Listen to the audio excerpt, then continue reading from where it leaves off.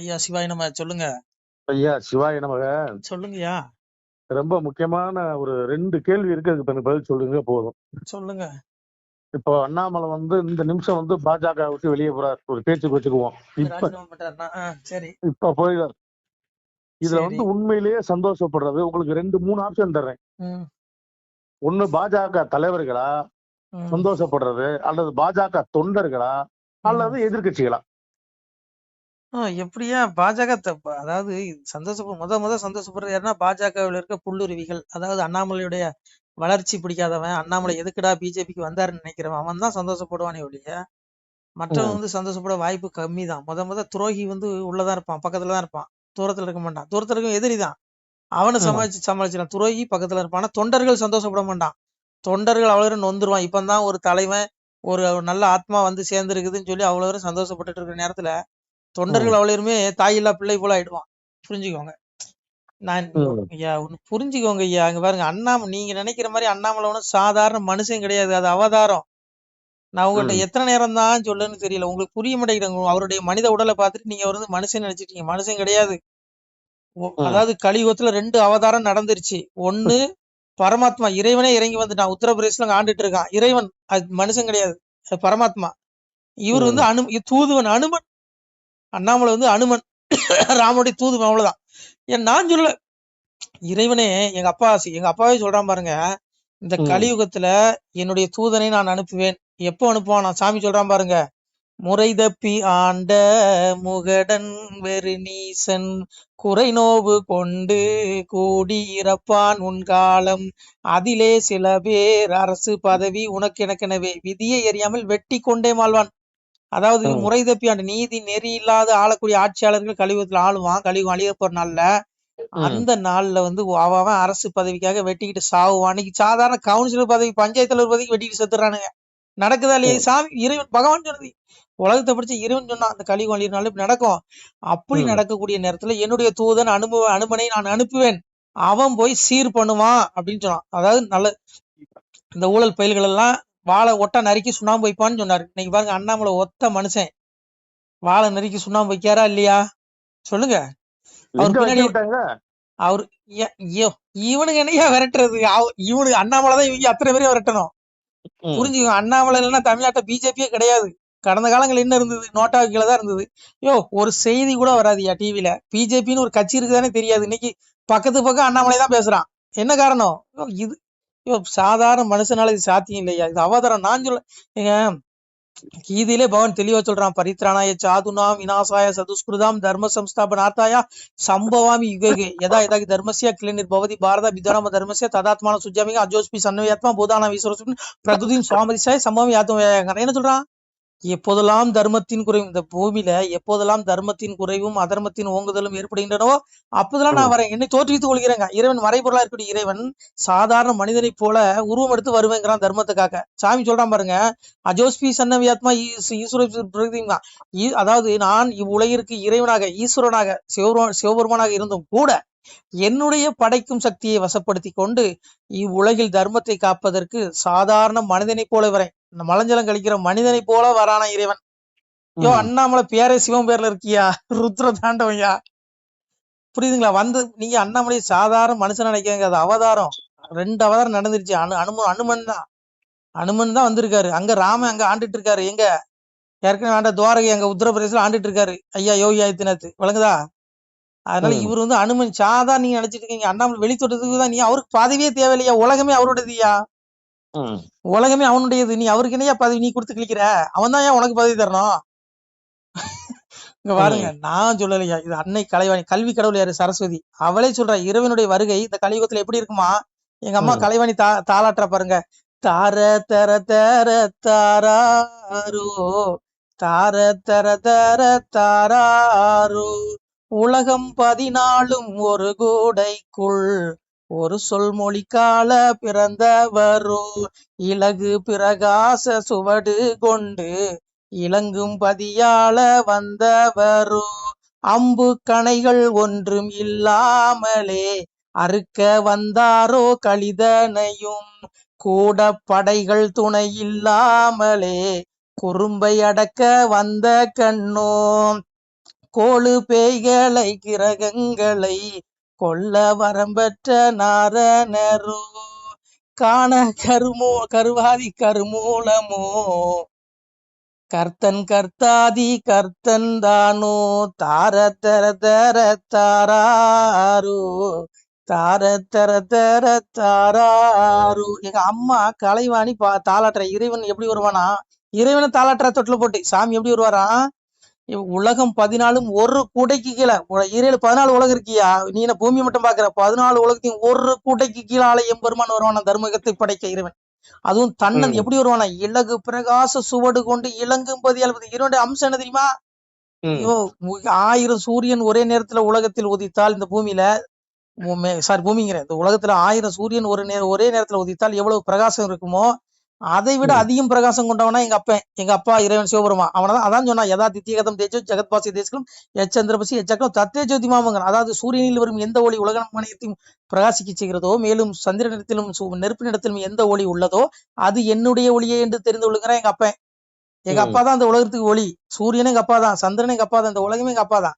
அப்போ எங்க அப்பா எப்படி வருவானா, கலியுகத்துல இந்த குறும்பு இந்த நீச படுபாவிகளுடைய குறும்பு அடக்கிறதுக்கு கூட படைகளை கூட்டிட்டு வர மாட்டானா, ஒத்தால தன்னந்தனியா வந்து அத்தனை பேர் குறும்பு அடக்குவானா என்னோட அகங்காரத்தை அடக்குவானா. நீங்க அண்ணாமலை யாரியா, ஒத்த மனுஷன், அவருக்கு பெரிய பதவியும் இல்ல, தலைவர் பதவி கூட குடிக்கிட்டானுங்க, சாதாரண ஒரு பதவியில தொடர்றாரு, ஒத்த மயக்க பிடிச்சா அவ்வளவு நேரம் கதறான். நீ இதுல இருந்தே புரிஞ்சுக்க வேண்டாமா, அது மனுஷன் கிடையாது, அவதாரையா, நம்ம கண்ணுக்கு மனுஷனா தெரிகிறாரு, அவ்வளவுதான். அதனால சாமி எப்படி வருவாராம், சொல்றாருல, கூட படைகள் துணை இல்லாமல் குறும்பி அடக்க வந்தவர், அம்பு கணைகள் ஒன்றும் இல்லாமலே அறுக்க வந்தாரு கலிதனி. சாமி கலைவாணி தாய் சொல்ற சரஸ்வதி, இறைவன் அந்த கலியுக பாவிகளை அழிப்பதற்கு அம்பு கணைகள் ஆயுதங்களை எடுத்துட்டு வர மாட்டானா, மூட்டை பூச்சியை கொள்ளும் நவீன மிஷின் வடிவில் காமெடி இருப்பாருங்க, அந்த மாதிரி இவனுல அழிக்கிறதுக்கு அம்பு கணை ஆயுதம் எதுவுமே தேவையில்லையா, இவனுங்களே இவனுடைய கர்மவினையும் உள்ள காலி பண்ணிடும். இவனை பாவம் மூட்டைகளை சமந்தி மொத்தத்துல அவ்வளவு பேரும் ஆத்மா நரகத்துக்கு கொண்டு போயிடுவான் சாமி. அதான் சொன்னா, பாவி அவன் சத்து பஸ்பமாய் போனாலும் ஆவியை கண்டு ஆக்கினில் செய்திருவன். அடைய படுபாவி, இன்னைக்கு 1 லட்சம் கோடி வச்சிருக்கலாம்டா, அது உனக்கு சொந்தம் கிடையாதுடா, நீ ஏழை எளிய மக்களுக்கு எவ்வளவு தானம் கொடுக்குறியோ அதுதான்டா அவன் பின்னாடி வரும், அதுதான் அவனுக்கு ஆத்மா பின்னாடி வரப்போகுது. இதெல்லாம் பாவ மூட்டை சேர்க்கிறானுங்க, இவனெல்லாம் எங்க போய் தொலைகிறானுங்களோ, நமக்கு எதுக்கியா, அவன் ஆத்மா பின்னாடி அவன் கர்மா அவனு கூட வருது. அதுக்குதான் எங்க அப்பா நியாயத்தரசு தண்டனை கொடுக்குறான் நரகத்துல. அதனால இவருக்கு அண்ணாமலை சாதாரண மனுஷன் இல்லையா, அவதார புருஷன், திவ்ய புருஷன். ஏன்னா இறைவன் கலியுகத்துல இப்ப தேவலோக ஸ்திரீகள் கொண்டு தேவாதிகள் எல்லாமே கலியுகத்துல வந்து பிறந்து, அதாவது திருமணம் முடித்து வாழ்வாங்களாம் மனுஷனா பிறந்து வந்து. ஏன்னா சாமி பகவானே சொல்றான், தெய்வ மடவார் தேசமதியிலே வருவார், வையம் அறிய மாலையிட்டு வாழ்ந்திருப்பார், பார்வதியால் ஈஸ்வரியால் பரமேஸ்வரியாலும் சீர்வதியாலான சீதா தேவி முதல் கண்ணி குமரி முதல் கைலை புகழ் மாதரெல்லாம் உண்ணி அவர்கள் ஒரு தளத்தில் கூடி மக்கள் கிளையுடனே வாழ்ந்திருப்பார்கள். இறைவன் பிறந்து வந்து மனிதனாக பிறந்து குடும்ப குட்டியோட வாழ்வானா, நமக்கு தெரியாது. இப்ப அண்ணாமலை பாருங்க, சாதாரண கல்யாணம் பண்ண மனுஷன் தான், இறைவனை கூட இருக்கலாம். ஏன்னா முன்னே சொல்லப்பட்டிருக்கு, எங்க அப்பா இறைவன் சொன்ன வார்த்தை, கலியுகம் அழிகிற நாள்ல தெய்வ மடவார்கள் தேசத்துல வருவாங்க, அப்பதான் அந்த களி அழிஞ்சு தர்மயுகம் வரும், நியாயம் தர்மம் காக்கப்படும். அதான் சாமி சொன்னா, தெய்வ நிலைமை தேசமதில் காணாது, மை நெறிய பெண்ணார் மணி நீதம் காணாது, ராஜ நெறிநீதம் ராஜ்யத்தில் காணாது. 3 நீதம் நாசமா போயிட்டு, அந்த நாசமா போனதை அதை நிலைநாட்டதுக்கு இறைவன் தேவ ஸ்திரீகள் இந்த கலியுகத்துல நிறைய கற்புள்ள அம்மைமார்கள் பிறந்துட்டாங்க, கல்யாணம் முடிச்சு வாழ்ந்துட்டு இருக்காங்க. புரியுதா உங்களுக்கு? உங்க மனைவி கூட நீங்க கூட ஒரு அவதாரமா இருக்கலாம், யாருக்கு தெரியும், நீங்களும் கல்யாணம் முடிச்சா வாழ்ந்துட்டீங்க. உங்க அம்மா வீட்டம்மா கூட ஒரு தெய்வமா இருக்கலாம், யாருக்கு தெரியும், இறைவன் எந்த கோலத்தில் இருப்பான்னு எனக்கு தெரியாதியா. ஏன்னா தெய்வம் வர வேண்டிய காலம் நெருங்கிட்டு, ஏன்னா களி அழிய போது. சாமியை சொல்றான், களியோ விளைந்து போச்சு சக்கர ஆயுதத்துக்கு இறை காணும் பருவமாச்சே, சிவனே ஐயா துரியோதனனும் பஞ்சவரும் சேர்ந்து ஒரு வயிற்றில் பிறக்க கண்டேன் சிவனே. மகாவிஷ்ணு எங்க அப்பா சொல்றான், எங்க அப்பா சிவபெருமாட்ட உரையாடுறான், பெருமாள், சிவனே என் சக்கராயத்துக்கு வேலை வந்துருச்சு, களி விளைஞ்சிருச்சு, இனி அழிவுதான்ட்டான். இன்னைக்கு அழியுதுல, நாட்டு நாடு யுத்தம், எங்க பார்த்தா அடிச்சுட்டு சாகுறானுங்க, நடக்க இல்லையா. தர்மீகம் வர வரைக்கும் இப்படிதாயா இருக்கும். சாமி அதையும் சொல்லிட்டான், மேல் மாசி 6 7 15 கொள்ளிருந்து தர்ம யுகமதிக்கும் அதற்கு முன்னுள்ள காரணம் அழிவுகள் விவரம். எங்க அப்பா எல்லாம் சொல்லிட்டான், தர்மயுகம் வர்றதுக்குள்ள இந்த கலியுகத்துல இப்படி அழிவு, இப்படி சேதம், இப்படி நாசமா போவோம், இப்படிலாம் நடக்கட்டான். அதான் இப்ப நடந்துட்டு இருக்கு உலகத்துல.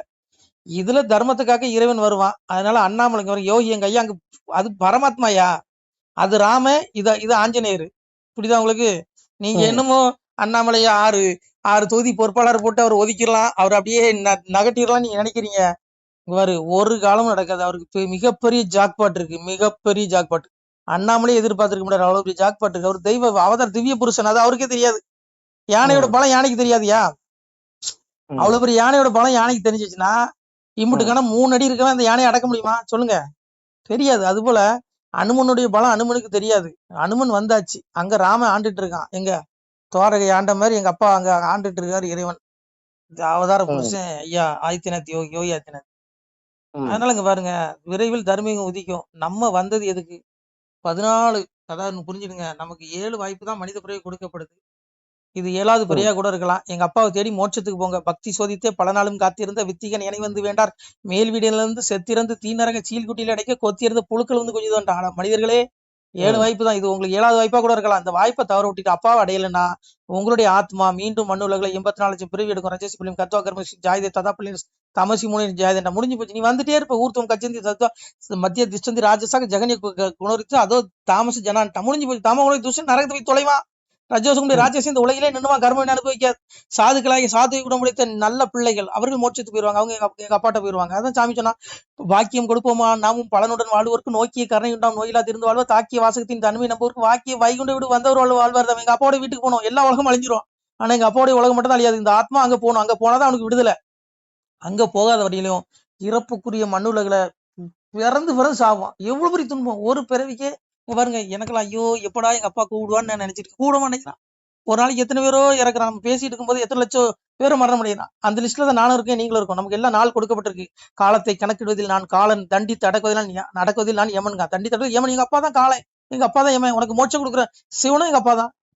சிவனை தேடிக்கோங்க, அவ்வளவுதான் நான் சொல்லுவேன். இவனுக்கு அண்ணாமலை சாதாரண, நீங்க நினைக்கிற மாதிரி சாதாரண மனுஷ பிறவி கிடையாது. அவதார திவ்ய புருஷன்.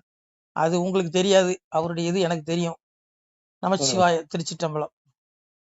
சிவாய நம. திருச்சிற்றம்பலம், தில்லையம்பலம், பொன்னம்பலம். சிவாய நம. உறவுகளே, சிவ அன்பர்களே, தற்போது தாங்கள் இந்த வீடியோவில் பார்க்கக்கூடிய இடத்துல ஒரு சிவாலய திருப்பணி ஒன்று நடந்து கொண்டிருக்கிறது. இந்த இடத்துல பார்த்தீங்கன்னா முன்பு ஒரு காலத்தில் வந்து ஒரு சிவாலயம் இருந்திருக்குது. அதாவது இந்த ஏரியா வந்து இப்போ வந்து ஒரு தென்னை மரங்கள் பனைமரங்கள் சூழ்ந்த காடாக இருக்கிறது. முன்பு ஒரு காலத்தில் இங்கே ஒரு ஊர் இருந்ததாக சொல்கிறாங்க. ஆனால் இப்போது சுற்று வட்டாரத்தில் 5 கிலோமீட்டர் சுற்றுலாவில் ஊரே கிடையாது, காடு. இப்போ இந்த இடத்துல ஒரு சிவாலயம் வந்து அமையிருக்கிறது. இந்த சிவாலயத்தில் வந்து இருந்த அந்த சாமியுடைய திருமேனியை வந்து எடுத்து வச்சிட்டோம். திருப்பணி முடிஞ்சதுக்கப்புறம் பிரதிஷ்டை பண்ண இருக்கிற உறவுகளே, தற்போது இந்த வீடியோ பார்க்கக்கூடிய உறவுகள் தங்களால் முடிந்தால் ஒரு சின்ன உதவி செஞ்சு கொடுங்க. எங்கள் இடத்துல பொருளாதாரம் இல்லை, அதனால் பார்த்திங்கன்னா அந்த வேலையெல்லாம் அப்படியே நின்று போச்சு. பாருங்கள், இந்த அப்படியே பாதியிலே நிற்கிது இந்த சிவாலய திருப்பணி வந்து. பக்த கோடிகள், அன்பு உள்ளங்கள், தயவுசெய்து நீங்கள் உதவி செய்ய விருப்பமுள்ள உறவுகள் உதவுங்க. உங்களுக்கு கோடி புண்ணியம் கிடைக்கும். இந்த சாமியோடைய அருள் அனுகிரகம் உங்களுக்கு கண்டிப்பாக கிடைக்கும். இது வந்து ஒரு புகழ்பெற்ற சிவாலயம் கூட சொல்லலாம். சாமியோட திருமேனியை எடுத்து வச்சிட்டோம். இந்த இடத்துல பார்த்திங்கன்னா ஒரு வாசி தண்டம் இருக்குது. அந்த காலத்தில் ஒரு முனிவர் யாரோ தவம் செஞ்சுருக்காங்க. அவங்களுடைய வாசி தண்டம் அவர் திருக்கரங்களால் எழுதின ஓலைச்சுவடி கூட இன்றும் இருக்குது, இன்னும் பாதுகாக்கப்பட்டு வருது. அது கோயில் திருப்பணி முடிஞ்சதுமே அதையும் நாங்கள் அந்த வழிபாட்டுக்கு வச்சுடுவோம். இந்த சிவாலய திருப்பணி வந்து சாமி திருநாமம் வந்து முக்தீஸ்வரர் அப்படிங்கிற திருநாமத்தில் வழங்குறாரு. நெல்லை மாவட்டம் நாங்குநேரி தாலுகாவில் இந்த சிவாலயம் அமைய இருக்கிறது. உறவுகளே, இந்த வீடியோ பார்க்கக்கூடியவங்க ஒரு 2 பேருக்காவது கொஞ்சம் ஷேர் பண்ணுங்கள். இந்த வீடியோ பார்க்கக்கூடிய யாராவது ஒரு சின்ன உதவி செஞ்சால் இந்த ஆலய திருப்பணி வந்து கண்டிப்பாக நாங்கள் வெற்றிகரமாக முடிச்சுடுவோம். பாருங்கள், அந்த வேலை எல்லாமே அப்படியே நிற்கிது. கல்லெல்லாம் இறக்கி போட்டிருக்கோம். இன்னும் நிறைய கற்கள் தேவைப்படுது. சுவாமியோடைய அந்த திருக்கோபுரம் பார்த்திங்கன்னா லிங்க வடிவிலே அமைக்க இருக்கிறோம். உதவுங்கள் உறவுகளே. உங்களுக்கு அப்பா சிவபெருமானுடைய அருள் நிச்சயம் கிடைக்கும். எம்பெருமான் சொல்வான், வாழுவீர் தாழ்வில்லாமல் மக்களும் கிளைகள் கொஞ்சி நாளுமே மகிழ்ச்சி கூர்ந்து நலமுடன் வாழும்போது நீளுமே எனது செங்கோல் நீதியும் நெறிபோல் வந்து ஆளுமே உங்கள் தன்னை அன்புடன் அலையாவண்ணம். உங்களை எம்பெருமானுடைய அப்பாவுடைய திருவாசகத்தாலேயே வாழ்த்துறோம் உறவுகளே. ஆணுடன் பெண்ணும் பெற்று அதிகமாய் செல்வமாகி தானுடன் நினைவுமுற்று தர்மமும் நெறியும் கற்று வேணும்னில் காலமெல்லாம் வெள்ளியர் உடனே வாழ்ந்து போனுதல் கமலநாதன் பொற்பதம் பெற்று வாழ்வீர். அந்த ஈசனுடைய பொற்பதம் நிச்சயம் கிடைக்கும். உங்களுக்கு இகத்திலும் சுகம், பரத்திலும் சுகம். உங்களுடைய கர்ம வினைகள் மன்னிக்கப்பட்டு உங்களுக்கு நிச்சயம் மோட்ச வீடு கிடைக்கும். இகத்தில் பூரண ஆயுளுடன் நோய் நொடி இல்லாமல் வாழ்ந்து நீங்கள் பரவாழ்வும் பெறுவீர்கள். உறவுகளே, மக்களே, நீங்கள் எல்லாம் வாழ்பொன்னம் பதியிற் சென்று முக்கியமான யுகநில மதிலே தன்னால் கக்கிய பொன்கள் ஸ்வர்ணம் கைமணம் குளிர அன்னம் பொக்கிஷம் நிறைய வைத்து புகழ உண்டு இனிதாய் வாழ்வீர். இந்த இகவாழ்வும் பரவாழ்வும் உங்களுக்கு சுகப்பட அப்பன் ஈசனர்களால் வாழ்த்துகிறோம். இந்த திருப்பணிக்கு உதவி செய்ய ஒரு ஜிபே எண் சொல்கிறோம். இந்த எண்ணில் நீங்கள் உதவலாம். நீங்கள் இந்த எண்ணிலையும் நீங்கள் தொடர்பு கொள்ளலாம். ஜிபே, ஃபோன்பே, வாட்ஸ்அப் எல்லாம் இந்த நம்பர் தான். 93 85 44 31 06 93 85 44 31 06 இந்த எண்ணில் நீங்கள் உதவலாம். தொடர்பும் கொள்ளலாம். வாட்ஸ்அப்பும் இந்த எண்ணு தான், ஜிபே இந்த எண்ணு தான். உறவுகளே, முடிந்த அளவுக்கு ரெண்டு பேருக்காக ஷேர் பண்ணுங்கள். இந்த வீடியோ பார்க்கக்கூடிய யாராவது ஒருத்தர் சின்ன உதவி, நீங்கள் வந்து பெரிய அளவில் செய்யணும் கூட, நீங்கள் ₹1 நீங்கள் தந்தாலும் மனசார வேண்டி ஏற்றுக்கிறோம். உறவுகளை உதவுங்கள். முடிஞ்ச அளவுக்கு கொஞ்சம் ஷேர் பண்ணுங்கள். நன்றி. சிவாய நம. திருச்சிற்றம்பலம், தில்லையம்பலம், பொன்னம்பலம். உறவுகளே, நம்ம இந்த இடத்துல வாழ்ந்து மறைந்த ஒரு சித்த மகாபுருஷர் பயன்படுத்திய பல 100 ஆண்டுகளுக்கு முன்பு உள்ள வாசி தண்டம் ஒரு சித்த மகாபுருஷர் பயன்படுத்தியது. அவர் திருக்கரங்களால் எழுதிய அந்த ஓலைச்சுவடி கூட பாருங்கள், இன்னும் பாதுகாக்கப்பட்டு வருது. இந்த சிவாலயம், நம்முடைய அந்த சிவாலய திருப்பணி முடிந்ததுமே எம்பெருமான் அவர் எழுதிய அந்த சிவனை பற்றி புகழ்ந்து எழுதிய அந்த பாடல் வரிகள் இதில் இருக்குது. இந்த வாசி தண்டம் அவர் பிரதிஷ்டை செய்த அந்த லிங்க திருமேனியையும் இந்த இடத்துல நாம் இந்த ஆலயம் கட்டி நாம் பிரதிஷ்டை செய்திருக்கிறோம். அனைவரும் இந்த ஆலய பிரதிஷ்டைக்கு கண்டிப்பாக வரணும். முடிஞ்ச அளவுக்கு இந்த வீடியோ பார்க்குறவங்க உதவி பண்ணுங்கள். உறவுகளை, பொருளாதாரம் இல்லாமல் திருப்பணி நின்று போச்சு. முடிஞ்ச அளவுக்கு ஷேர் பண்ணுங்கள், உதவுங்க. நன்றி. நம சிவாய. திருச்சிற்றம்பலம், தில்லையம்பலம், பொன்னம்பலம். இந்த புண்ணிய பலன் தங்களுக்கு உடான கூடிய வரும். உறவுகளை, நம சிவாய.